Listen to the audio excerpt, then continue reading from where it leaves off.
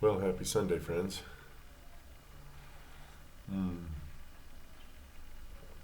delicious coffee. Yum. Well, this is the last Sunday in my part of the world that I'm going to have to put up with this daylight savings time nonsense. Yay. Um, it's still not exactly right because our principal meridian actually runs through New Orleans, Louisiana, which is 90 degrees. And I'm sitting here around 102. So I'm actually 3 degrees to the east of the mountain time principal meridian, which would make more sense to stick us there. But you take the little gains when you can get them, right? I've heard it is a game of inches. That's true in football. That's true in chess. That's true in everything. Take your little advantages, and you build on those, and then you eventually win the game. But I'm not going to freak out. Worst case scenario. Right now, the sun is increasing in speed, and it will until about November 3rd. So I think our earliest solar noon, will be about, well, after the time change, it will now be about 12:30. And then the sun will regain the 16 through Christmas, and then another 14 minutes-ish through February. That is to say, the sun will begin to slow down, apparently. This is all relative. So we're going to gain about a half hour, 16 and 14, about half an hour. So, and it'll peak, it'll peak there in the middle of February. So we'll actually lurch forward to a little after 1.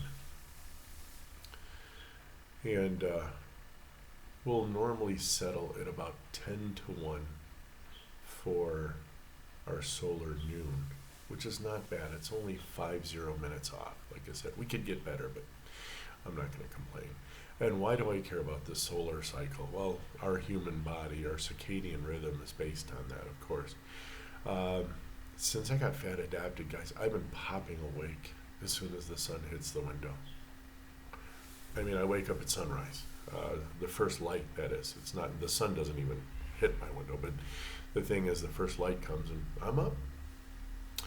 But of course, I go to bed maybe an hour or two after the sun disappears. So I would say I'm in pretty good circadian rhythm. I normally eat around solar noon, right? Even if it's an hour or two past, that's fine.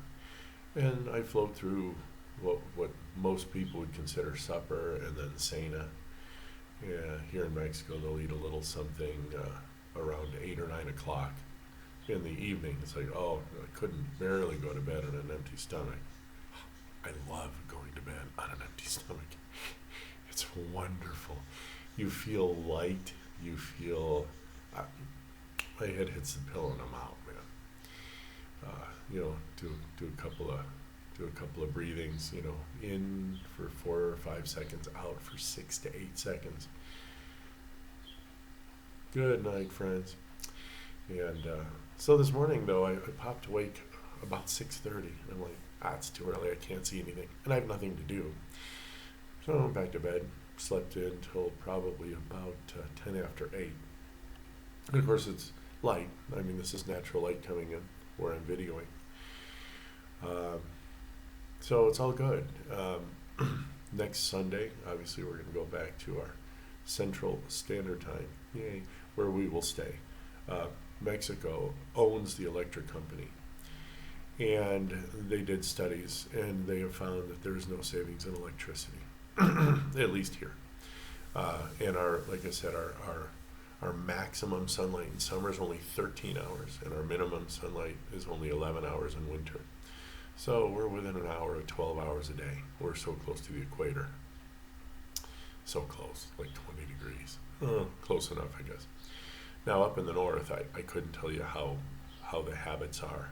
But I do know this, and I did read this somewhere. The whole big push for this daylight savings time, bollocks, was because Big Food found out that during daylight savings time, they make a lot more money, especially on uh, late evening food sales. So for those of you who are food addicts and you need to eat, 14 times a day, and oh my God, I know it's going to increase my metabolism, and it doesn't work. And I know that because you're fat. I already know you are. Show me blood work. If you're eating 6 or more times a day, your breakfast, lunch, dinner, snack here, snack there, snack here, snack there, show me your blood work. I guarantee you, I don't even need to look at you. How can you say that?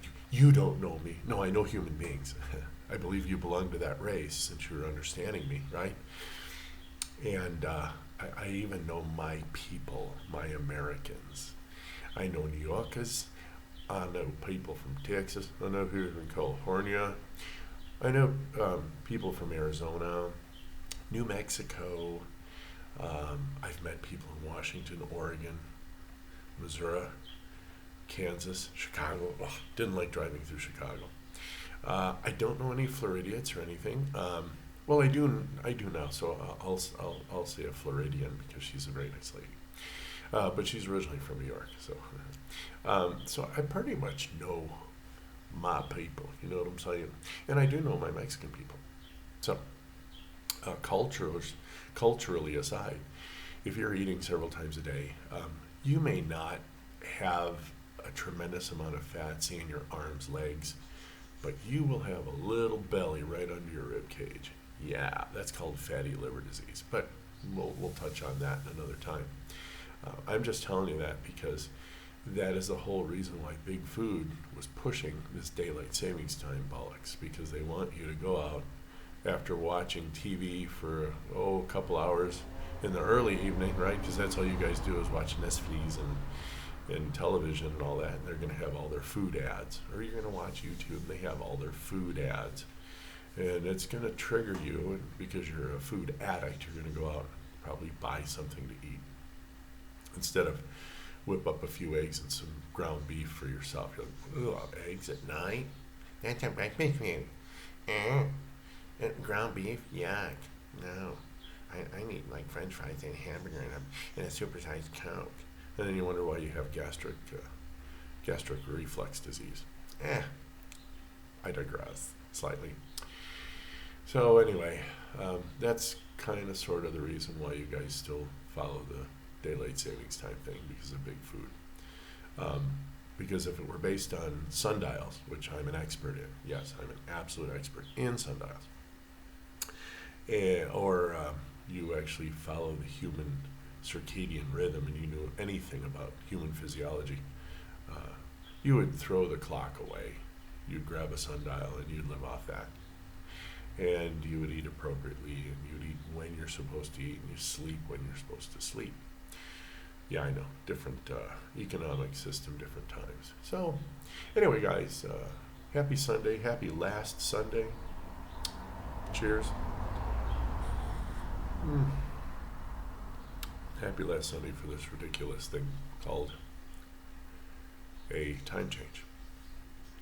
We'll chat soon, guys. Have a great day. Be well.